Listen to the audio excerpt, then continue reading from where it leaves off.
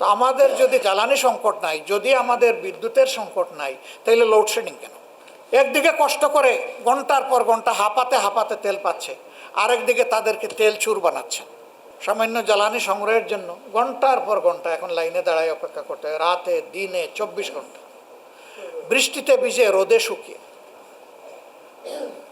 অথচ আশ্চর্যের বিষয়, সংসদের ভিতরে এমনভাবে বিবৃতি জ্বালানি এবং খনিজ সম্পদ মন্ত্রী দিচ্ছেন, মনে হয় যেন তেলের উপরে দেশ ভাসতেছে, আগামী 2 মাসে নাই কোনো সংকট নাই। আরে ভাই, সংকট যদি না থাকে তাইলে কিলোমিটারের পর কিলোমিটার লাইন কেন গাড়ি আর মোটরসাইকেলের?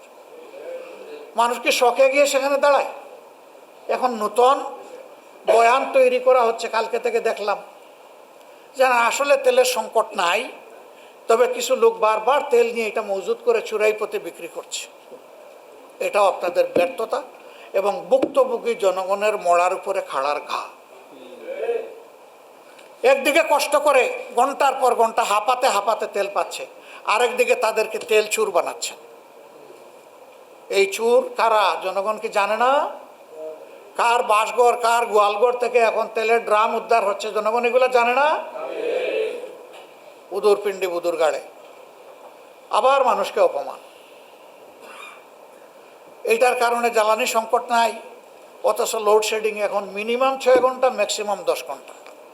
এটা হলো ঘোষিত, আর অঘোষিত কতটা সেটা বলা যাবে না। তো আমাদের যদি জ্বালানি সংকট নাই, যদি আমাদের বিদ্যুতের সংকট নাই, তাহলে লোডশেডিং কেন? এগুলো সব হলো পরস্পর বিরোধী মিথ্যাচার। জাতির সাথে দুঃখা। আমাদের বৃহৎ শিল্প কারখানা, মাঝারি শিল্প কারখানা যেগুলো আছে, সেগুলো ফার্নেস অয়েলের অভাবে এখন সেগুলো বিপদে ঝুঁকিতে পড়ে গেছে। সবগুলো নিয়ে জাতির সাথে একটা লুকোচুরি চলতেছে। ডেমোক্রেটিক যত প্রতিষ্ঠান ছিল সব ধ্বংসের পায়তারা শুরু হয়ে গেছে। প্রশাসক বসানো হচ্ছে। খেলার ময়দান, ক্রিকেট বোর্ড, সেই জায়গায়ও লোভ সামলাইতে পারলেন না। সেখানে কেউ বাপের তালিকায় আর কেউ স্বামীর তালিকায়, কেউ অপেক্ষমান তালিকায় ছিলেন, তিনি বাইয়ের তালিকায়। এইরকম করে ক্রিকেট বোর্ডটাকে পর্যন্ত দলীয়করণ করে ফেলা হলো।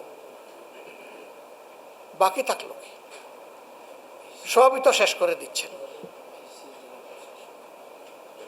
সিভিল প্রশাসনে যে লোকগুলো আসলেই দক্ষ, সৎ, তাদেরকে এখন নিয়ে ডাম্পিং প্লেসে ওএসডি করা হচ্ছে, অথবা কোনো খারাপ জায়গায় পাঠিয়ে দেওয়া হচ্ছে।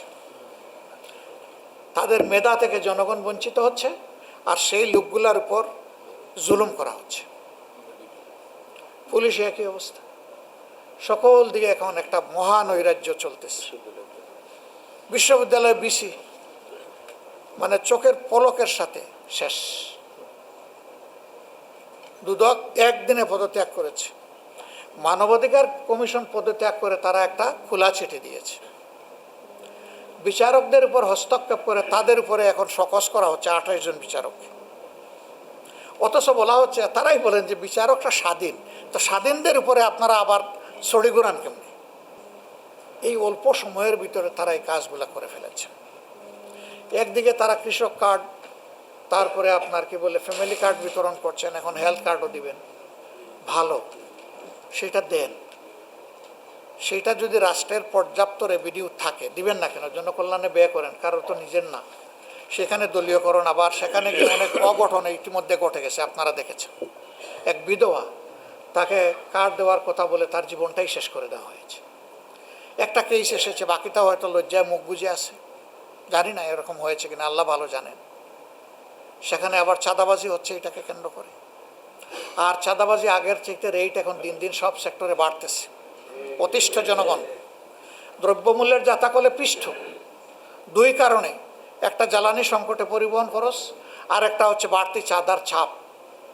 এই সবটুকু এসে সাধারণ জনগণের ঘাড়ে, খেটে খাওয়া মানুষের ঘাড়ে চাপতেছে।